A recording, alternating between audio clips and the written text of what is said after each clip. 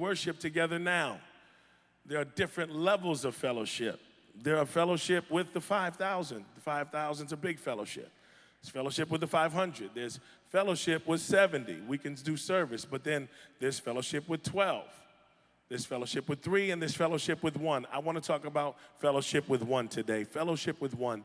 And so always remember, a relationship is between 2 people. How many people? How many people? 2. So look at your neighbor and say, me and you, and this is going to sound grammatically incorrect, is me and you. And now look at your other neighbor and say, now me and you, is me and you. If you ever want to mess up a relationship, all you got to do is put a third party in it. Real simple, real simple. David and Jonathan made a covenant. Now you have to understand that let me talk about the purpose of relationships first. Real quick, purpose of relationships. Number 1, someone say connection. Connection, that's companionship and community, all right? Purpose number 1. Purpose number 2 is character. You're chiseling and you're challenging. You need relationships in your life that challenge you. If you don't have a relationship that challenges you, you're not having a growing relationship. All right, so number 1 is, come on, reason number 1, purpose number 1 for relationships is connection. Number 2, character. Number 3, contribution. This means that it's a productive thing. It helps you to do something to help somebody else. A relationship should help you help somebody else help somebody else. That means if I'm doing 1 by myself, we should be doing at least 10 together.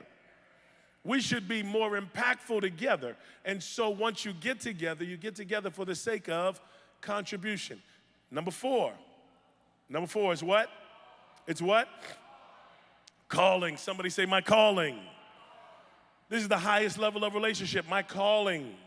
When you're related to my calling, that's what we call a destiny connection. That's where I need you. I need you. You need me. We're all a part. Oh, Lord, she going churchy. All right, here we go. There we go. He's always one. Amen. Praise the Lord. Listen, okay, so we're going to go through the 4. Number 1, connection. Number 2, all right, never make a connection that doesn't build your character. Number 3, contribution. So a connection that builds your character will help you make a contribution. And number 4 is calling. Your calling, this is the highest order of your life. Your purpose, you are cultivating purpose. Relationships ultimately are built to cultivate purpose. So here we are in relationships thinking it's just about hanging and kicking it, but you couldn't be as different as these colors. We're going somewhere. So let me get you there. Number 1, covenant connection. Someone said covenant connection. Then Jonathan made a covenant with David because he loved him as his own soul. Let me say this. If you haven't found a relationship like this in your life yet, pray that God sends one, because you're going to need a relationship like this to fulfill your calling. To fulfill your calling, you're going to have a relationship that makes you so vulnerable. It puts you in a place where you can't eat when it's not going right. You can't sleep when it's not going right. It's a relationship where you are transparent and vulnerable. And what he does is, the Bible says that Jonathan stripped himself of the robe that was on him, gave it to David, and his armor, and even his sword, his bow, and his belt. This means that Jonathan literally, now remember, Jonathan's father is King Saul. You guys remember that? And this is after David just defeated Goliath. So David just defeats Goliath, and now here Jonathan makes a covenant with David because he realizes this is God's anointed one, and he's going to have to go far. And if he's going to go where God is taking him, he's going to need some allies on the right side. And so Jonathan decides he's going to be David's ally, and what Jonathan does is he says, listen, now, if my father's the king, that makes me the what? The prince. I'm the next one up. And so David represents a threat to Jonathan's progress. But Jonathan doesn't see David as a threat. He sees him as a covenant brother. Now let me stop right there and tell you that you need to be very leery of people who see you as competition, even if you're better than them, because at the end of the day, what God has for you is for you, and if they're for you, they should be for you and not worrying about you stepping on their toes. I'm trying to help somebody because you're hanging around people who are worried about what you're doing, and it ain't gonna work like that because God's trying to do something in your life. And so David and Jonathan,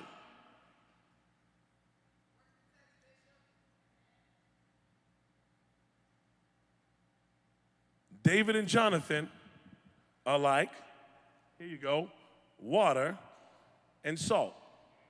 This is water and salt. You see that? Let me get that in there. Look at water and salt. They go together. They go together. They go together so well that the dissolution makes you not be able to distinguish one from the other because they go together for a purpose. Whenever you have a relationship, make sure it's more like salt in water than oil in water. This is oil, this is water. When you get folks that hate on you, oil and water. You get people who want to block you, oil and water. Here you are trying to serve God. They want you to hang out and do what you used to be. Baby, I might have used to be down with the oil train, but now I'm down with the water train, and I'm telling you, we just don't go together. And I've got to understand that there are places that I need to be and people that I need to be around that fit who I am and where God's taking me. Oh, man, you ought to tell yourself, man, I'm through messing with that stuff. I got a certain type of oil, but this ain't it. Jonathan makes up his mind that no matter what happens, man, David, guess what? I've got your back. I see that you are called to a position that I want, and I'm still rocking with you. And I'm still putting all my resources with you. As a matter of fact, when I get with you, every bit of my princehood comes off, and I just become Jonathan to you. Now, you got to be careful because when I get around people and I take off, Pastor, and I take off my throne and I take off my crown and I take off my robe and I take off my stripes, you've got to make sure those are people you can trust with who you are. Because a lot of people just want to get you to strip down so they can say, see, he ain't exactly who you said he is. Come on. So you gotta be careful who you expose yourself to, because Jonathan exposed himself to the person that God anointed and ordained to be the king. This says that you need people around you who don't just want to see you be transparent, but they understand who you are even when you're transparent. In your weakest moment, you can trust these people with your wins and with your warfare. Somebody say, my warfare. I can trust you because I'm going through some stuff, and you ain't going to judge me with what I'm going through. You ain't going to judge me by the way I act, because you understand who I really am. Yeah. Somebody say, don't judge me off what you've seen. Don't look at me according to the flesh. You don't understand where God is taking me. But when you're a David, you're going to need some people around you who can put some salt in your water and let you know, man, listen, no matter what happens, I've got your back. Come on now, man. Y'all going to play with me. I'm going to need you now. Somebody say, I got your back. Don't worry about it. We become something different when we're together. We become something different when we're together. I've got your back. You ain't got to worry about what they're doing over there. We're going to let them people be who they are. Keep the oil way over here. Let them stay over there. They don't belong here. If they were supposed to be there, they'd be there. But since they're not, you need to go with what you got, because what you have is enough. It might look like it's cloudy, but that's because it's no longer just water. Now this is saline. Y'all don't hear me. Now this is saline. This just became something different because you put three elements together. And now guess what? Now we have something that can heal wounds. Now we got something that can do. Now it might make you a little thirsty if you try to drink it. Water quenches thirst, but this can do something that regular water can't do. And some of you need to shout because you met somebody, and it's because of who they are that you're able to do what you're able to do now. I'm trying to help somebody. Let me say this, because sometimes we undervalue the people around us. And people have a tendency to think, oh, the pastor's the big cheese, the pastor's the big cheese. Let me help you. It takes relationships to do what I do. I can't do this by myself. I need a Willie out there waving. I need a team out here greeting. Y'all ain't hearing me. I need a praise team that can really praise and make a joy. Y'all better say something in here. And so I need a praise team, and I need a finance ministry, and I need a media ministry, and I need somebody to hook this stuff. I need somebody who can help me put this thing together, because I cannot do it by myself. And there are relationships in your life, hear me well, that you will need. They're complementary relationships. They complement who you are. They make you better than you used to be. They make you last longer than you would have lasted. And never discount those relationships. The problem with relationships is, let me just push it a little further. Covenant connection. Look at your neighbor and say, you're going to need covenant connection for where you're going. This means you're going to need relationships on a level, hear me, on a level where someone can tell you anything and you won't walk away. You won't ridicule them. You won't talk behind their back. Oh, let me get to the second point, loyal love. Loyal love. And Jonathan made David swear by his love for him, for he loved him as his own soul. You're going to need some loyal love in your life. And what you've done is you've committed to disloyal people, and so now you feel like everyone's disloyal because you've encountered a few folks that didn't qualify for the level of love that you wanted to commit to, and so now you look at everyone else like they have problems when you really have problems of trust, because you don't understand that people are raised differently. Yeah. And so Jonathan understands the level of love he has, and he's saying, David, if we're going to lock in, I need you to commit to the same level that I'm on. I can't be in here all the way and you halfway in. I need you to show me by your word that we're locked in. I promise you're going to need some locked in relationships. You're going to need some relationships that ain't looking for a relationship. You don't hear me. Hey, nothing worse than pastoring people who are looking for a church. I'm trying to help somebody, because if you're going to have a lasting relationship, you're going to need loyal love. Loyalty. Somebody say, I'm loyal. No, say it again, I'm loyal. Look, you need a level of loyalty that takes you further than you've ever gone. When you're loyal to the right people, remember this, where you are in life right now is based on who you decided to honor or dishonor.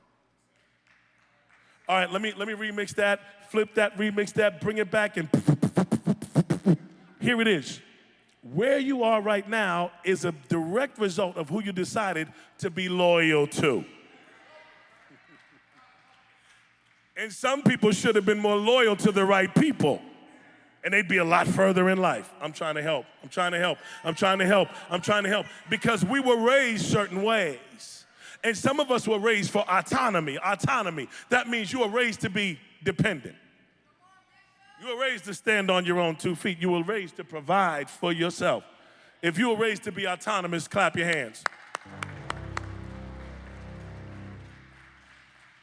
But then there were other people who were raised for loyalty.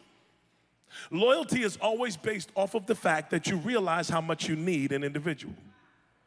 When you know you need someone, you understand that I can't afford to be disloyal because I lose a vitally important, necessary connection. And if I lose this connection, then I can't be who I'm going to be. I can't get where I'm going to go, and I can't do what I'm supposed to do. when you realize how necessary someone is. And this is the problem in certain communities, okay, my brothers and my sisters, where we don't care about losing connections. We'll burn any bridge. We'll walk away from anyone. We'll quit any job. I'm just trying to help somebody. Because the reason why relationships go awry, particularly three reasons. Number one, listen, I'm trying to help, because when we get in these relationships, we want to flex control. Want to know who has control. Who has the decision to make, who has the ability or the authority to make a decision.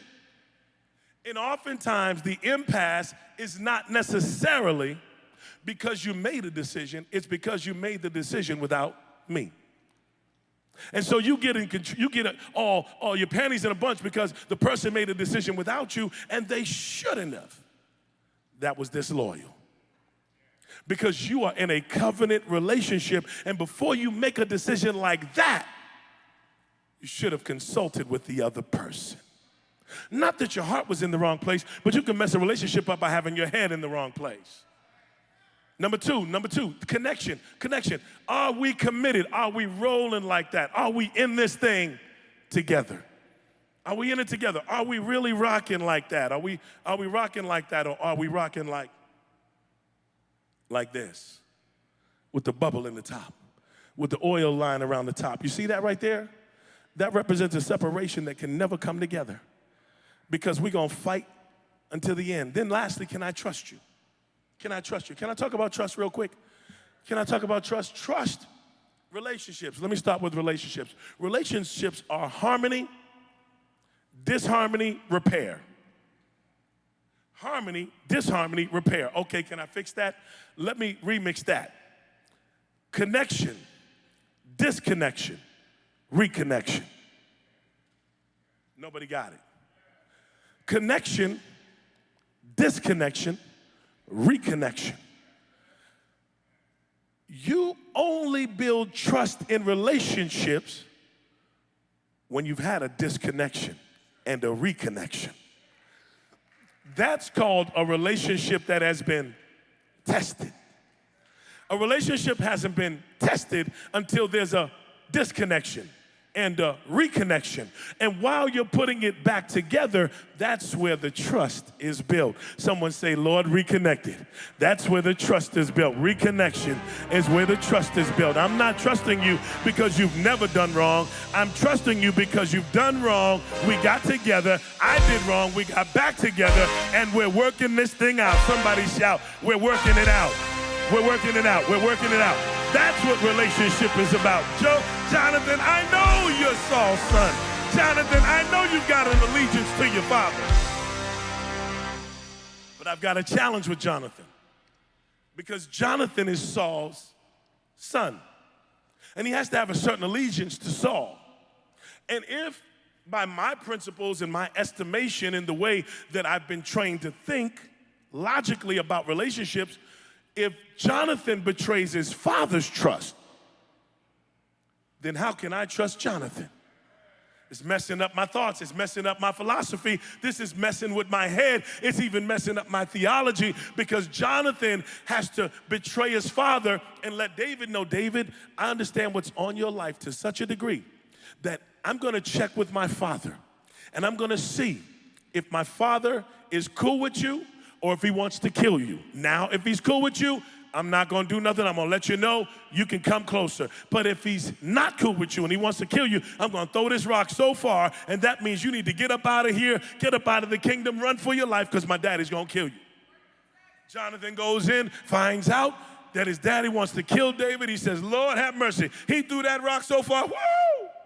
Boy, you better run. Run for your life. And in doing so, he betrayed the trust of his father. But can I tell you, there are levels to relationship, and there's a level higher than your father, and that's God. You don't hear me. And so when you get to the level of God in relationship, then family isn't quite as strong, and you can't do what you used to do with family. And sometimes being close to God means being distant from family. I'm trying to help. I'm gonna get out of here because this ain't gonna be long today. Persevering promise. Here it is. Last point. 1 Samuel 20, verse 42. Then Jonathan said to David, go in peace, because we have sworn, both of us. Just warm me up right there. Warm me up. Just keep me moving. Because we have sworn, both of us, in the name of the Lord, saying, the Lord be between me and you, and between my descendants and your descendants. Somebody say forever. No, say forever. I've been taught that there are reasons and seasons and lifetimes. What if I told you that when you get into fellowship relationships, they are meant to last a lifetime? You're gonna need some lifers in your life. Look at your neighbor and say, you're gonna need some lifers. You're gonna need some people who are dedicated and committed to what God is doing in your life. Somebody shout, I need some lifers. I need some, no. Somebody shout, I'm a lifer. No. If you're a lifer, stand up. If you know you're a lifer, stand up. You know you're one of them catchers. Just give me a rhythm. I'm good. Somebody shout, I'm a lifer. I'm one of those people you can hook up with, and I'm going to take care of you for the rest of your life. That means it don't matter if you get cancer. It don't matter if your back goes out. If your legs go out, I ain't going nowhere. If you know you're a lifer, I dare you to stand up and say, I'm one of them. Yeah, I'm one of them. I'm one of them ones you can call on. Because not only was it water in the beginning, not only did it become saline, secondly, lastly, it's a preservative. You don't hear me. This is a thing that can preserve some stuff now. And what you got to understand is that you were designed to go the distance. Do me a favor. Look at your neighbor and say, neighbor, you're designed to go the distance. You got to stop quitting on your relationships. You got to stop giving up on your relationships and start giving God the glory for every relationship in your life. If you got a relationship in your life right now that God is putting back together, I want you to take about 30 seconds and praise Him for what He's doing in that relationship right now.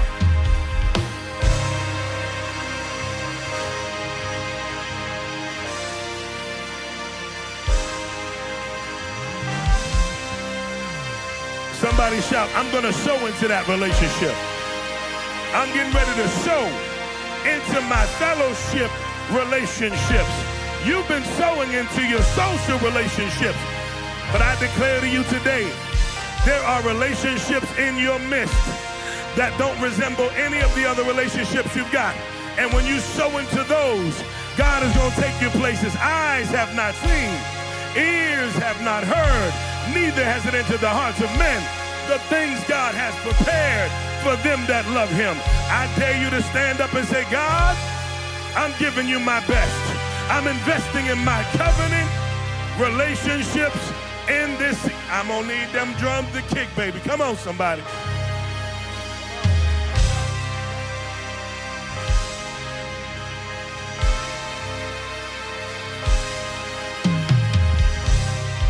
Somebody, it's okay. We'll work on it next service. Listen, just give me soft music, I'm out. Somebody needs to know this, that God is doing something in your relationships, and you have to stop worrying about who left and start concerning yourself with who's left.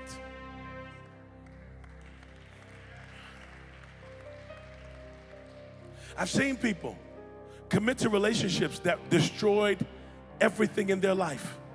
Destroyed their marriage, destroyed their ministry life, destroyed their progress, their relationship with God, destroyed everything, and they're still kicking it for kicks and giggles. When God is saying, the kingdom of God suffered violence, and the violent take it by force. Every relationship we have has a purpose. Let me drop this on you before we go. Every relationship is not good for everything. I'm going to say that one more time. We are in a time, it used to be a time of liberation. Liberation. Now it's more of a time of violation. What do I mean? I believe in liberation. When you're in a relationship, my wife should be able to go where she wants to go, do what she wants to do, and enjoy her life without having to worry about if it's a special day for her, does she have to include me? For me, that's a yoke of bondage. And if it's Father's Day and I want to go play golf, I should be able to play golf, and she shouldn't have to tag along. And she should be able to go hang out and do what she wants to do and go bury fruits and peels and without me. I don't want buried fruits and peels. But violation, now we're in a time of violation because people have been so violated that now we're just setting up levels of defense because we fear that someone's going to get close enough to hurt us, violate us. And we're in a time where it's unprecedented times. People are looking for love on apps. It's unbelievable. It's unbelievable. We're looking for strangers, and when we grew up, man, you were afraid to have your name in the yellow pages. You know, we saw the jerk and was like, oh, shoot, it's the cans. He was shooting the, man, serial killers are out there. And they ain't trying to kill cereal, they're trying to kill you. Now we're online telling all our business and trying to flex, and most of it's cap, we're lying, we're fronting, we're a whole joke. I want somebody to know today, I want everybody to know, but I want someone in particular to know, you don't have to sell your soul to be accepted. You don't. You don't. That God has stuff, people who are designated to you. I promise you. God has people who are assigned to you. The problem is you've got to be the right person in the right place to receive them. And so I want to pray today. And I want to pray that we would be those people who are loyal. That we'd be those people who are covenant driven, that we'd understand the God covenant. That we would understand God's order for our lives. And we'd align ourselves with that first. Man, I'll talk about it second service. I can't even get into it. Work used to be about products and services. Products and services. Right? Products and services. It used to be what you did or what you sold, and then it became what you did, right? Now we're doing work for identity. This is who I am. Now relationships used to be the same way. Service. Now, guess what? Their identity. Now you're looking for somebody who can help complete who you are. Help me be the best version of myself. I need a person that does the work of a whole congregation and the pastor. One person. I need one person that can listen to all my stories and all my issues. Let me help you. There's somebody you can trust with your life. You can trust with a secret. You can even loan them money. You just can't leave them around your man. You're just not ready for that yet. That's oil and water right there. Just don't bring them around your man. It don't mean they're not your friend. It just means she's a little loose. Hello? There's someone you can trust with your man. You can trust her with your secret, even your life. Just don't lend her no money. Because that fool ain't going to pay you back. You're going to have to borrow your money back from her just to get your money back. And I borrowed $20. Doesn't mean borrow $20. Just borrow $20. Gotcha. And she going to be hounding you. I need my $20. Fool, you ain't getting that $20. It's my $20. You had to beat her up over your 20. Over a dub. Y'all fell out over a dub. Then there's someone, watch, you can trust him with your money, your man, and your life. You just can't share a secret with him. Brother can't hold water. Brothers are online. Tell him now. I was with her. What? I never thought I'd see the day. Well, there's a bunch of brothers online kissing and telling. Lord have mercy. The weakest thing I've ever seen. I say that to say this, and I'm closing. Know what a relationship is designed for, and never stretch a relationship beyond its designed intent. That means just because you work with somebody doesn't mean they should be your roommate. Easiest way to ruin a relationship, Take it out of context. Easiest way. Notice Jonathan didn't say, all right, David, man, you the man, come live with us.